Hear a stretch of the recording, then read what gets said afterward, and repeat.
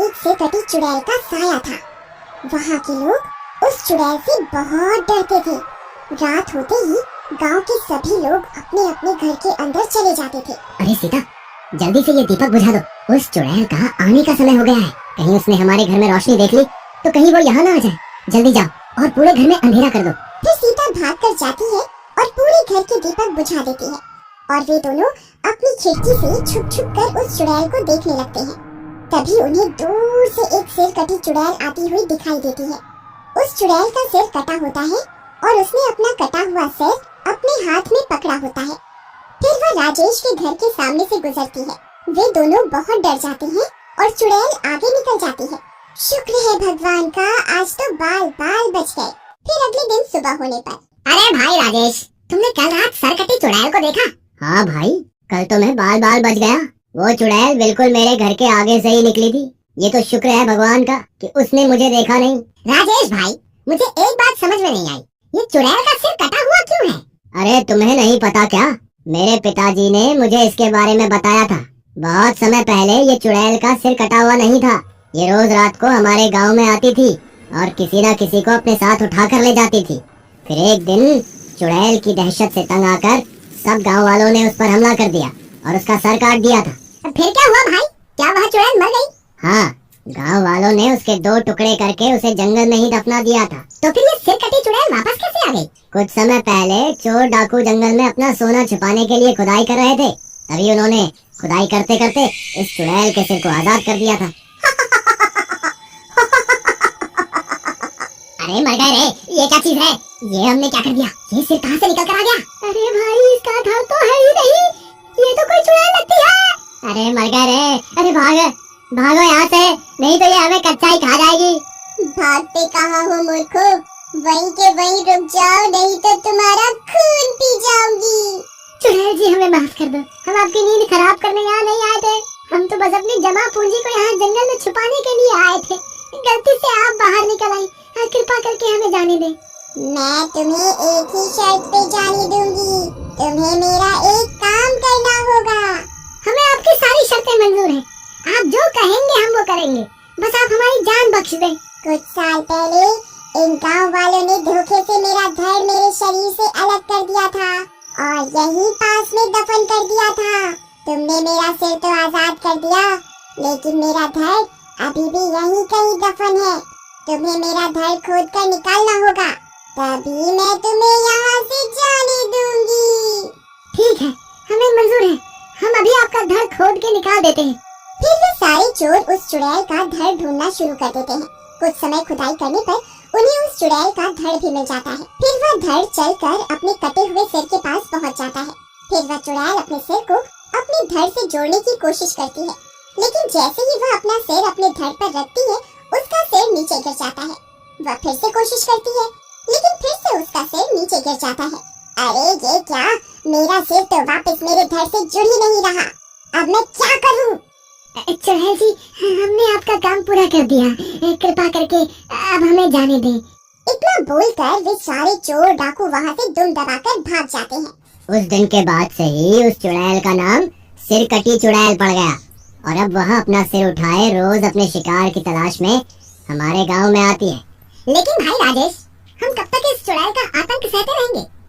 हम सब गांव वालों को मिलकर कुछ ना कुछ करना होगा। तुम सही कहते हो कन्हैया। हम अभी सरपंच के पास चलते हैं, वही कोई ना कोई रास्ता निकालेंगे। सरपंच जी, आपको तो पता ही है इस सर कटी चुड़ैल के आतंक के बारे में। मुझे लगता है अब वक्त आ गया है। हम सबको मिलकर इस सिर कटी चुड़ैल का सामना करना ही होगा, नहीं तो हमारे बच्चे दिन में भी घर से बाहर निकलने में डरने लगेंगे। तुम सही कहते हो राजेश, लेकिन हम उस चुड़ैल का सामना कैसे करें? हमें इस चुड़ैल से निपटने के लिए किसी तपस्वी साधु की मदद की आवश्यकता पड़ेगी। मैंने एक तपस्वी को जंगल में तपस्या करते हुए देखा है। क्यों ना हम सब मिलकर उनसे मदद मांगने चले?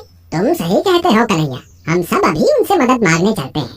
फिर वे सब मिलकर जंगल की ओर उस तपस्वी साधु की तलाश में निकल पड़ते हैं। कुछ देर चलने पर शाम हो जाती है। तभी अंधेरा हो जाता है और डरावनी डरावनी आवाजें आने लगती हैं। अरे मुखिया जी, हमें जल्द से जल्द उस तपस्वी साधु को ढूंढना ही होगा, नहीं तो वह चुड़ैल हमें जरूर ढूंढ लेगी। मामा, बाहर अंधेरा हो गया, लेकिन बाबा अभी तक घर क्यों नहीं आए? पता नहीं बेटा, तेरे बाबा रोज अंधेरा होने से पहले घर आ जाते थे। पता नहीं आज क्यों नहीं आए। फिर वे दोनों भी हाथ में मशाल लिए जंगल की ओर चल देते हैं। वहीं दूसरी तरफ वे सब डरते डरते तपस्वी साधु की तलाश में जंगल में आगे बढ़ते जाते हैं। तभी अचानक चुड़ैल उनके सामने आकर खड़ी हो जाती है। अरे मर गए रे, वो देखो सामने क्या है, ये तो वही सिरकटी चुड़ैल है। हे भगवान मुझे बचाओ, अब मेरा क्या होगा। हे चुड़ैल जी, ये सरपंच हम सब में सबसे मोटा ताजा है, आप इसे खा लो और हमें जाने दो। तेरा दिमाग खराब हो गया है क्या, जो मुझे बलि का बकरा बना रहा है? मैं तुम सबको खा जाऊंगी।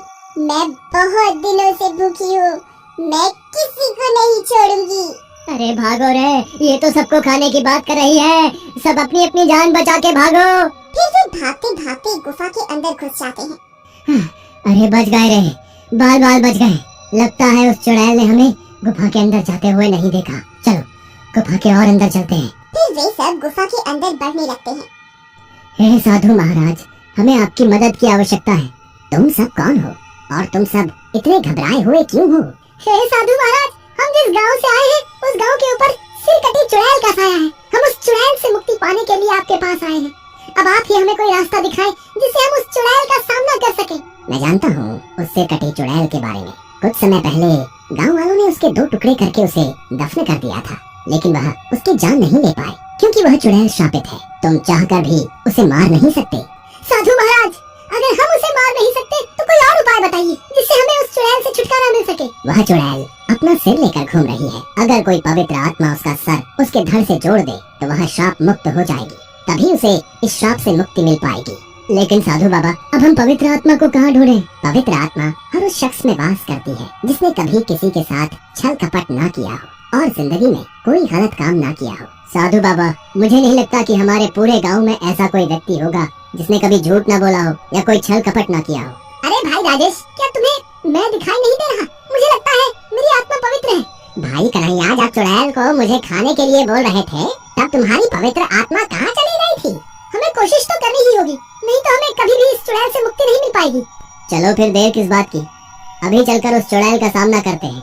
फिर वे सब गुफा से बाहर निकलते हैं। राजेश, तुम चुड़ैल को पुकारो, मैं उस पेड़ के पास जाकर छुप जाता हूँ। वो जैसे ही तुम्हारे सामने आएगी, मैं पीछे से जाकर मैं उसका सर उससे छुड़ाकर उसके धड़ पर रख दूंगा। फिर कन्हैया भाग कर जाता है और पेड़ के पीछे छुप जाता है।